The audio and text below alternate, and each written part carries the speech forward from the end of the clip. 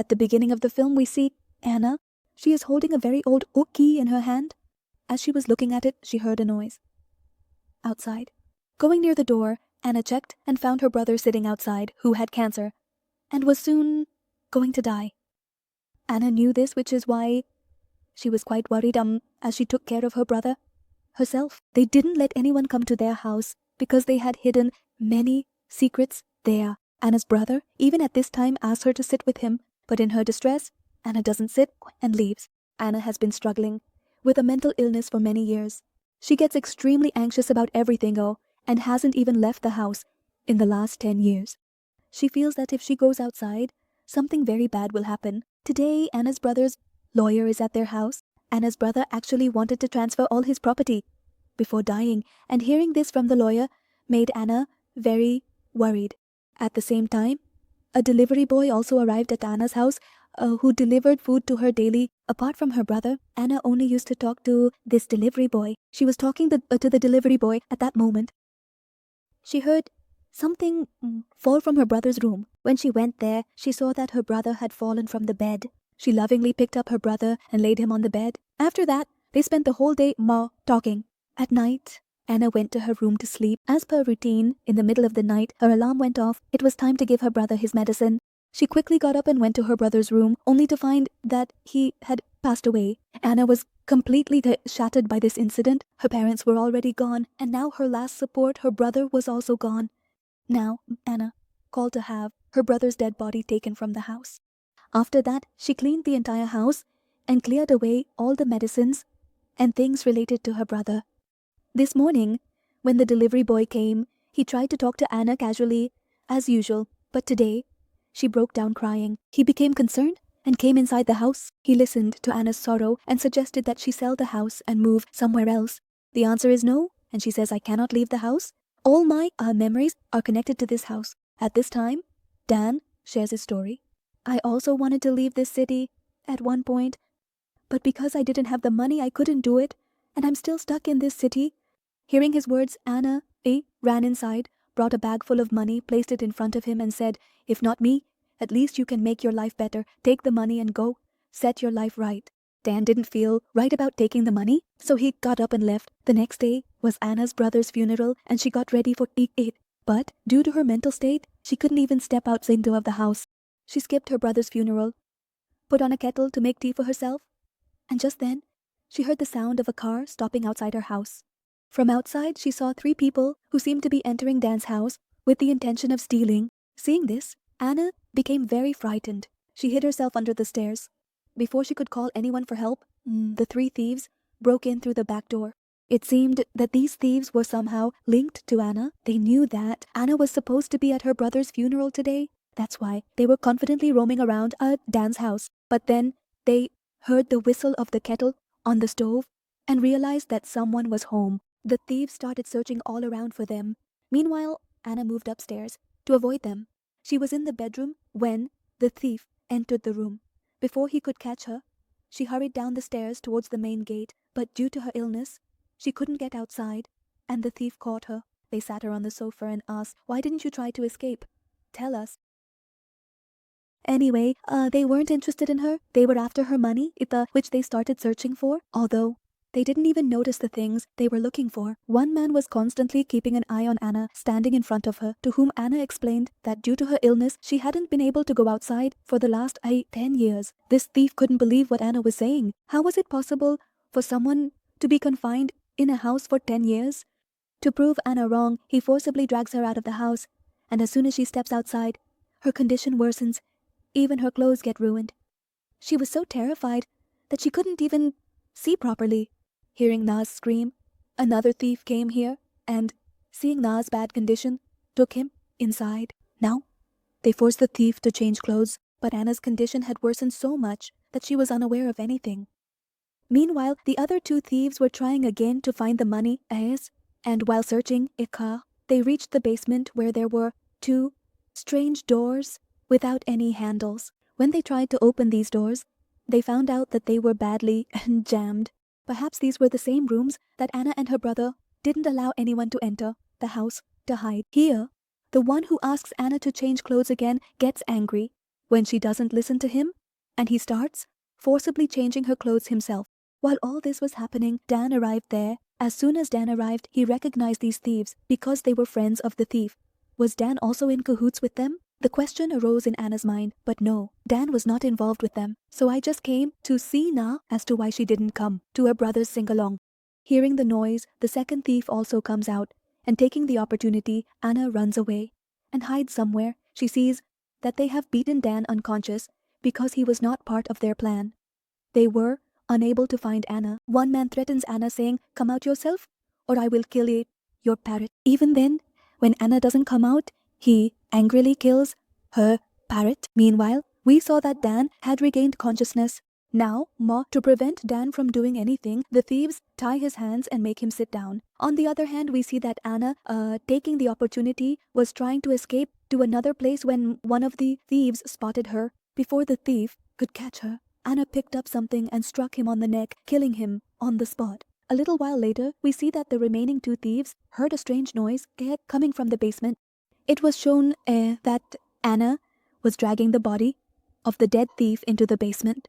Now, when the thieves moved towards the basement to investigate the noise, they noticed blood on the floor, which they followed until they reached their friend's end. The dead thief was the brother of a thief named JP, and JP was completely shattered by his brother's death and decided to take revenge. This second thief is seen near those doors without handles. Before he can catch Na, she closes the door. Now, Na runs into a room in the basement and takes out a key from an old box. With the old key, she opened a box and pulled the lever down. As soon as the lever was pressed, all the stairs leading to the basement closed. And thus the two thieves who had come to the basement looking for their companion were trapped inside. Now these two thieves had gone mad in the basement and were trying to find a way out. They try to break down the heavy iron door. However, they know that this door is not going to break by them. Here we are, shown Anna, who has now come to Dan. Dan apologizes to her and says that he had no part in it.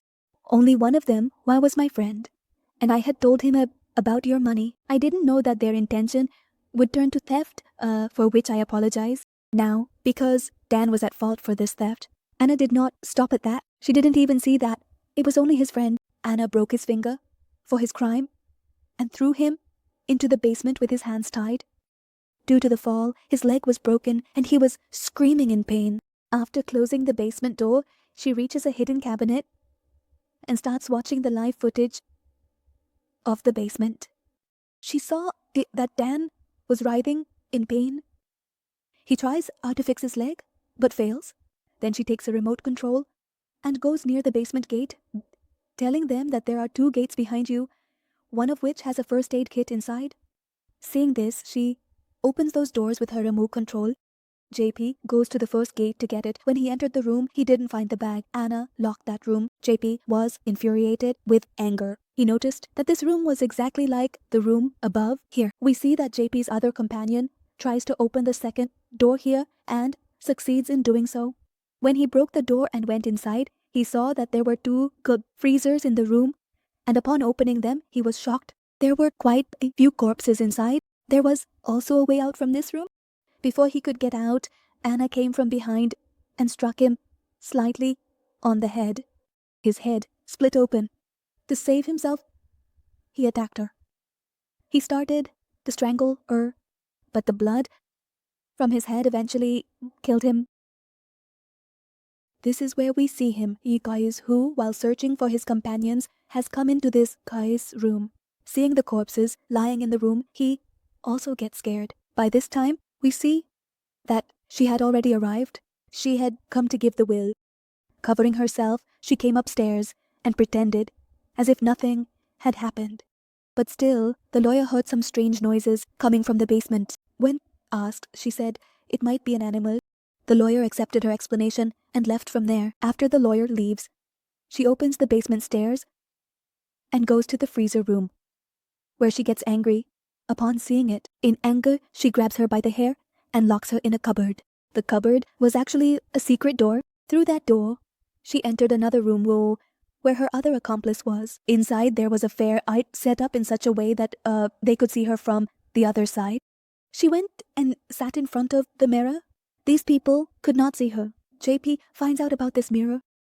When he tries to break it, she tells him, "There's no use. It won't break. It's bulletproof." After this, she tells JP to take out the shirt from the wardrobe and wear it. So what does JP do? At this time, he was in her captivity, and he had to do whatever Anna said. According to her instructions, he takes out the shirt from the wardrobe and puts it on. At this point, we find out that in reality, she and her brother were psychopaths. They used to deliberately bring people into this room by drugging them, and then, through the wardrobe, Anna's brother would come into the room and kill them. And sitting behind the mirror, she would watch all this and be entertained. Here JP becomes quite emotional. He asks her, "Why are we here after all? Why did you create this room? And whose shirt did you make me wear?" Bana started telling him the story of her past. She explained that when I was very young, my dad abused me, and when my brother found out about this, he became very angry and strangled my dad to death. I felt very relieved by my dad's death, and when my brother realized how relieved I was, from that day on, he started luring people here who used to abuse girls or young children. Through Salmari, my brother would come and strangle them to death. He would do it wearing my dad's shirt, and I would watch them. Seeing them, it felt to me as if my brother was killing my dad to take revenge for me. I felt very good about it. After hearing the whole story, JP calls Anna and her brother crazy, and hearing this makes Anna angry. Anna felt that what they did was right. They just punished the Muslims. Now because JP had proven them wrong, Nadan tells him to pick up the gun from the drawer and kill JP. Before Na could do this, JP, while giving a signal to Dan, goes there and picks it up. He was about to use this gun to kill Dan when Anna said, "You won't do that. You will kill yourself because you know that you are responsible for your brother's death. And if you want to get out of this regret, if you want to make everything right, you will have to kill yourself." Initially, JP was influenced by her persuasive words and even attempted to commit suicide. But soon JP comes to his senses, and instead of killing himself, he points the gun back at Dan. Anna did not want Dan to die because of her. So she opens a door with a remote control, allowing both of them to be together now. They breathed a sigh of relief that people were about to leave, but then JP remembered his brother's death. He recalled that he had decided to avenge his brother's death. Dan tries to reason with him, saying, "Don't do this. If you go inside, you'll be killed." But JP punches him in the face and goes inside. Now JP went inside the house and started pouring gasoline from the car. He thought of burning down the house to take revenge on Anna. But then a box full of money appeared in front of him, but now JP didn't even want the money. He throws the money aside and tries to forcibly catch Anna.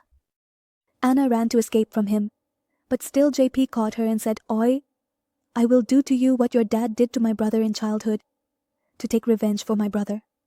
He was forcing himself on Anna before he could do something wrong. Na arrives and stops him, cuts him aside, and taking advantage of this opportunity, Anna takes out the gun from his pocket and shoots JP, killing him in an instant. Na witnessed this murder happen right before his eyes. He knew that if he reacted, even a little, or said something, he would be killed himself. So he quietly left the house. Even after Dan Kalat left, she decides to leave the house. And today, for the first time in 10 years, after leaving such a deadly house, she didn't feel like she was scared. This whole incident cured her illness today. As soon as she stepped outside, she thought of starting a new life and lighting a matchstick. She set her house, her past, on fire. And with this scene, the story ends here.